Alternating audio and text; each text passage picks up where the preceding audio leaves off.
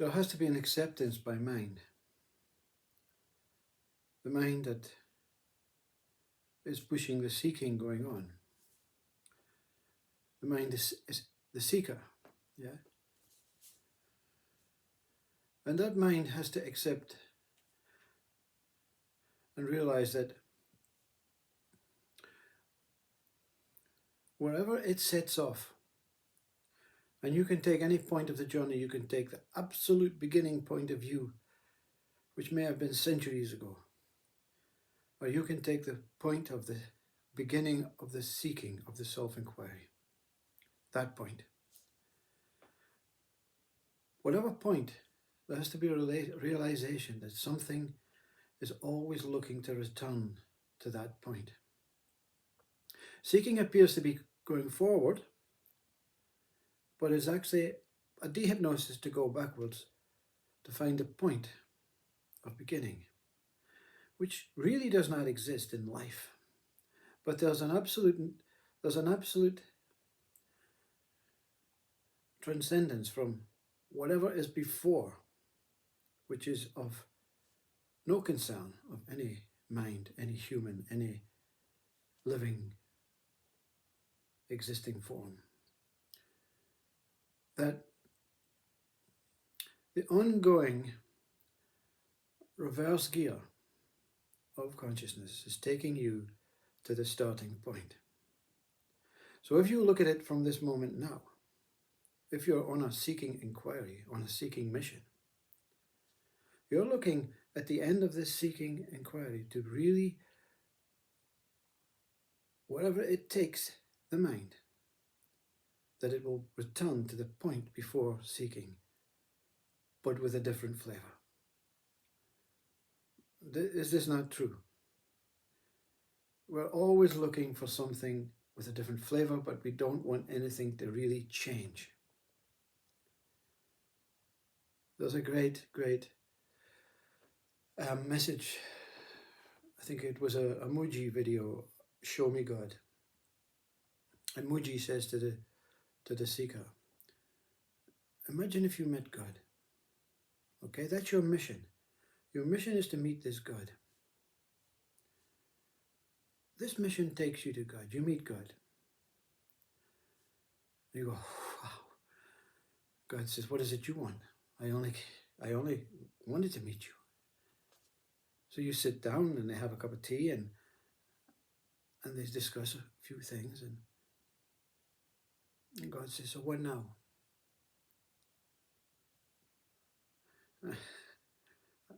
I don't know. I'm just so happy to meet you. If God says, okay, now that you've met me, I'm going to take you and I'm going to take you to your next stage, your death, everything, your heaven, like paradisal, whatever it is that God, this unattainable place that we're trying to reach every day, God actually takes you to that place. But you've got a choice. God says, but you can also remain here and we can just go our separate ways.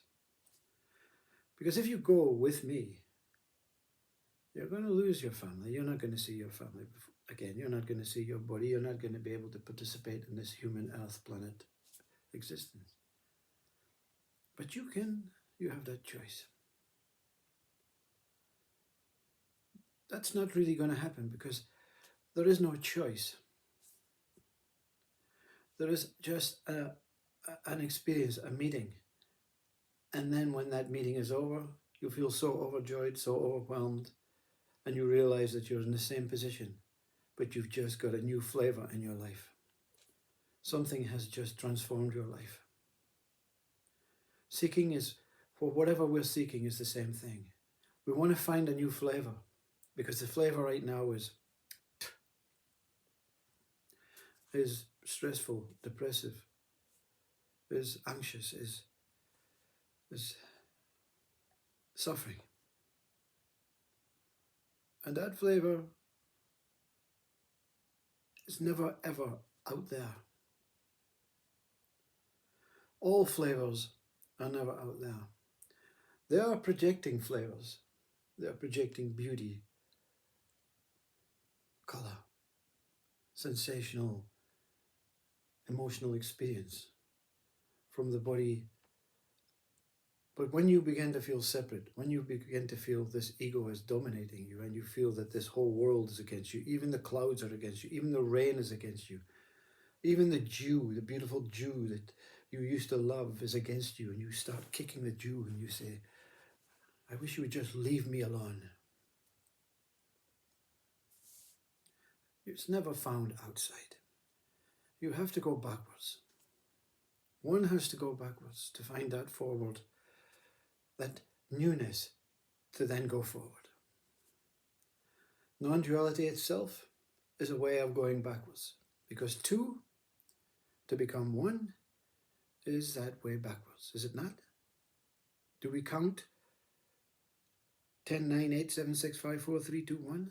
No, school says, no, let's go forward. Let's reach 100. Let's reach 1,000. Let's reach 1,000,000.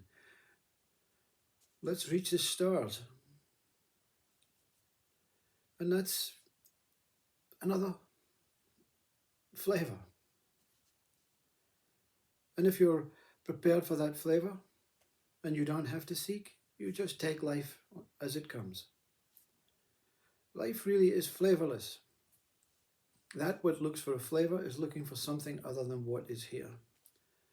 It's not the new flavour that you're really looking for. It's to understand what is here, what is taking place. And to understand what is here and what is taking place, you have to go backwards to understand what you are, where you are looking from, what condition you're in, what is it that you are that dwells in this and outside of this body and has an idea and a mind, or a mind that creates ideas and conceptual ways to find out something else about the world. Let's go find everything about the world. No problem with that. And then you lose sight of the world and you start kicking the dew. And that's the time to start looking at you. Looking at you, not the Jew. Everything outside is leading you to that one that inquires. That I. And there's an opportunity to go beyond this non-duality into the true beginning, the true, incredible, heavenly, paradisial love that we are all living as, taking shape in different costumes and different planets and different worlds and different mindsets and different cultures and all that stuff, and different names and identities. This is incredible love looking outward. But when you don't see this incredible love that looks outwards, you have to stop, look from the other direction, look from this outwards into the incredible love.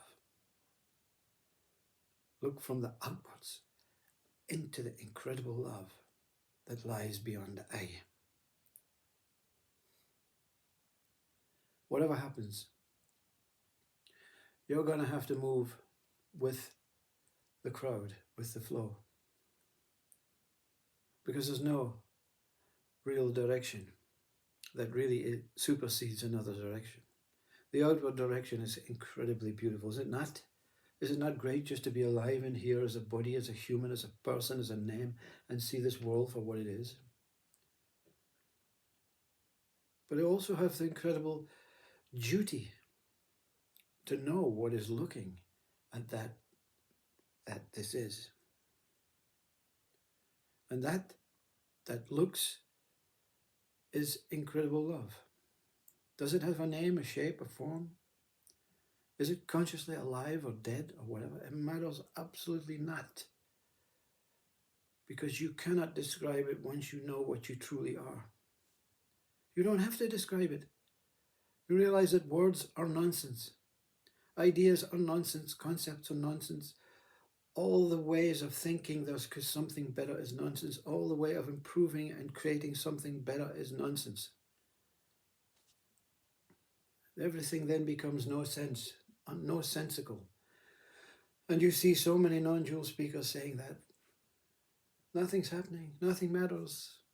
Wow. just bliss, just pure, incredible love. Pure, incredible love. Because they've reached that point of recognition, of realization, of self-realization, that all is looking from the same place, as the same thing, that thingless thing, that incredible pot of love, that we are never not just thinking. We're something else. We're somewhere else in a body for a moment in time. Namaste.